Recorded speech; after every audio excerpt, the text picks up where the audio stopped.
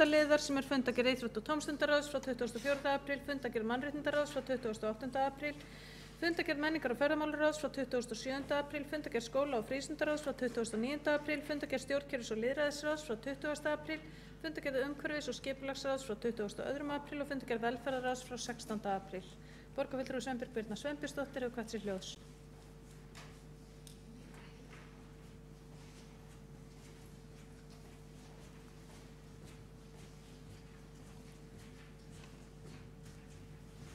Frú forseti, borgarstjóri, ágæta borgarstjórn. Ég ætla að byrja á því að taka til máls undir fundargerð íþrótta- og tómstundaráðs frá 24. apríl.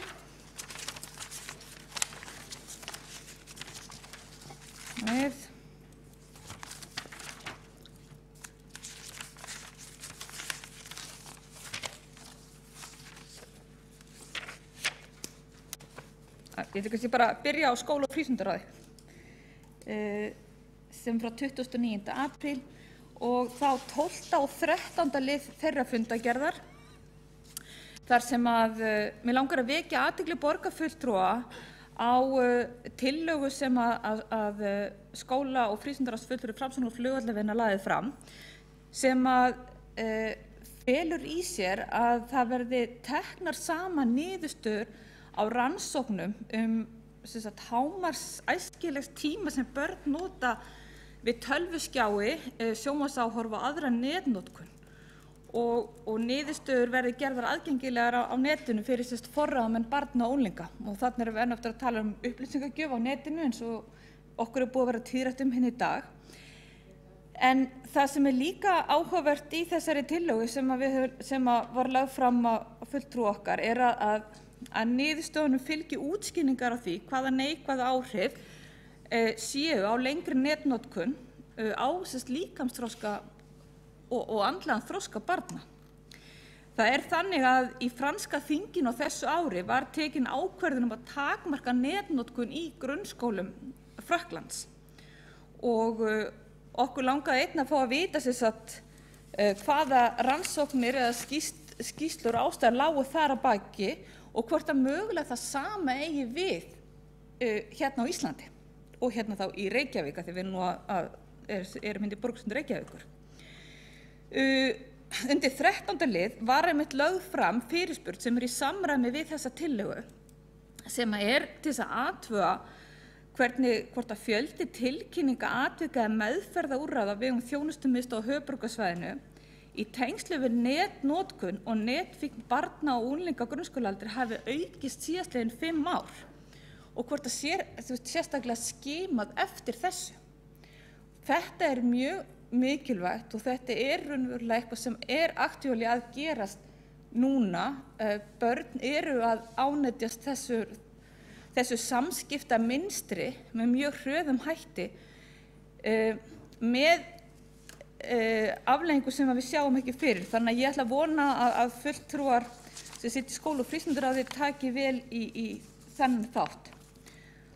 Þá langar mig að taka til máls undir 5. lið fundargerð stjórnkerfis- og lýðræðisráðs frá 20. apríl en þar var samþykkt tillaga Framsóknar og Flugvallavinna sem að felur í sér að stjórnkerfis- og lýðræðisráð beini því til borgarráðs Reykjavíkurborgar, með leyfi forseta, að fela innri endurskoðun borgarinnar að fara einu sinni á ári við verkefni borgarinnar og gera tillögu til borgarráðs hvaða verkefni megi skera niður sem teljast orðin óvirk eða óþörf.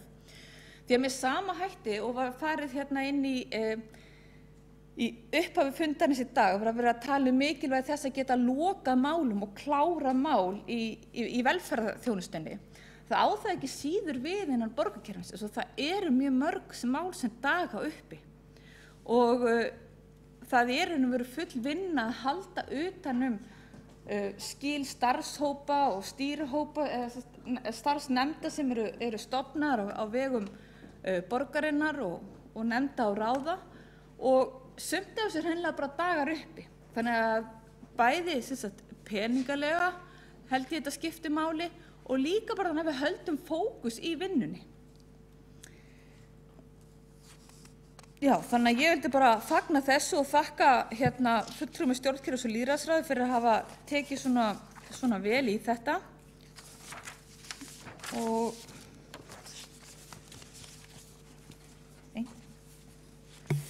síðan ég bara finn ekki fundargerðina hjá skóla og hjá íþrótta- og tómstundaráði sem ég ætla að fjalla þannig að ég er ekki með liðin, en það tengdist sem sagt hugmynd tillögu Framsóknar og flugvallavinna sem var sem sneri að yfirbyggðu íþróttahúsi, nýju yfirbyggðu íþróttahúsi í borginni. Og hérna er þetta með leyfi forseta, þá var þetta annar tölulið þeirra fundargerðar frá 24. apríl.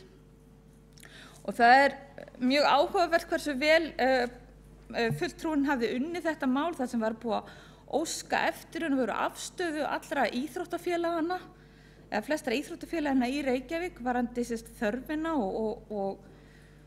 og staðsetninguna.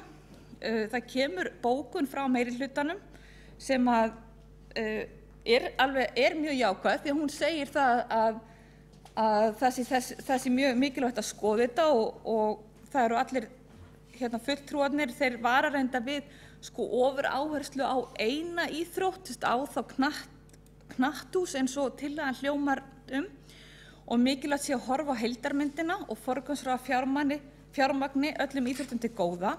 Og það er alveg rétt, en ég held að við þurfum að taka þessa umræðu yfirbyggðan knattspyrnuvöll eða knatthús eða íþróttahús í Reykjavík sem allra fyrst. Auðvitað snýst þetta forgangsröðun fjármuna, þetta snýst forgangsröðun verkefna og það er auðvitað að vera að fara í stóra og mikla uppbyggingu í Úlfarsárdal, en ég held að mér sýnist allavega að íþróttafélögin og fyrirsvarsmenn þeirra og iðkendur knattspyrnu kalli töluvert eftir þessu. Þetta eru auðvitað foreldrar mjög stórs hóp barna í borginni. En ég hef ekki meira að segja núna og bara þakka fyrir að fá að vekja athygli á þessum hlutum í fundargerðum sem hér liggja fyrir.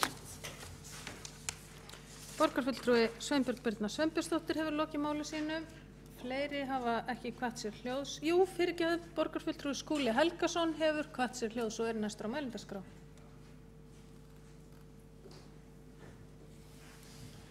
Forseti, ágæta borgarstjórn, ég vildi rétt í framhaldi af orðum Sveinbjargar Birnu Sveinbjörnsdóttur borgarfulltrúa hér netnotkun barna og ungmenna láta þess getið að